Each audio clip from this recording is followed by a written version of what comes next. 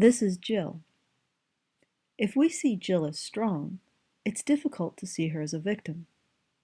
In fact, the stronger we see Jill being, the more difficult it is to see her as a victim. We need lots of evidence to convince us that Jill is a victim. And even if we're convinced Jill is a victim in one circumstance, we quickly go back to seeing her as strong and need lots of evidence to convince us she's a victim in any other circumstance.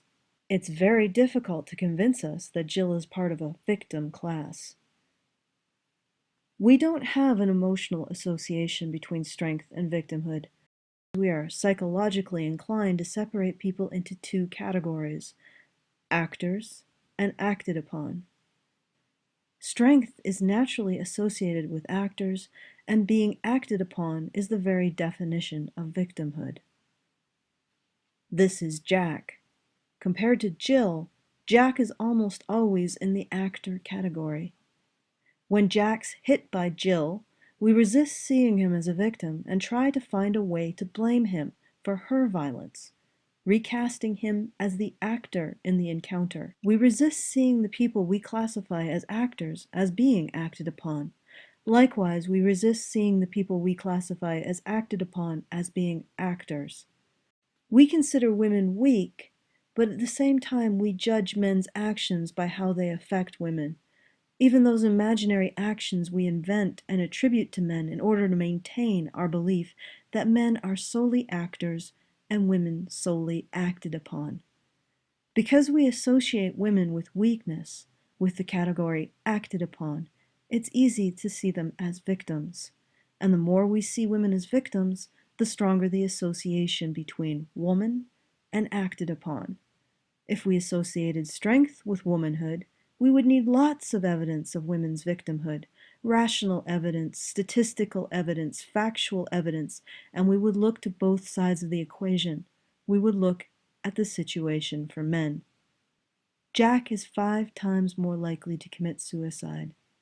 Studies suggest he is just as likely to experience domestic violence or rape, but he receives almost no support as a victim of either. In fact, he's more likely to be arrested than his female abuser. He serves 60% more for the same crime. He is 4 times more likely to be unsheltered and homeless, and 9 times more likely to die on the job. He is 25% less likely to graduate college.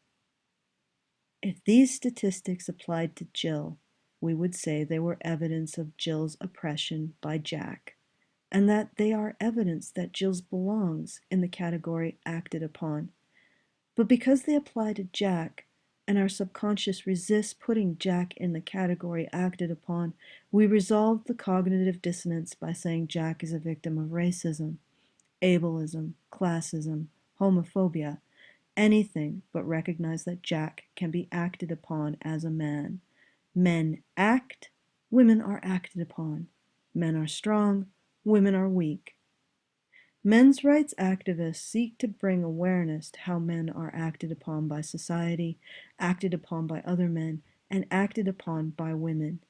They are opposed by feminists who think that bringing attention to how men are acted upon will take something from women. And in a way, it will. It will take away society's desire to judge men by women's benefit, but it will also take away the automatic association between womanhood and weakness. Every era has had its mythology of women's weakness and men's strength.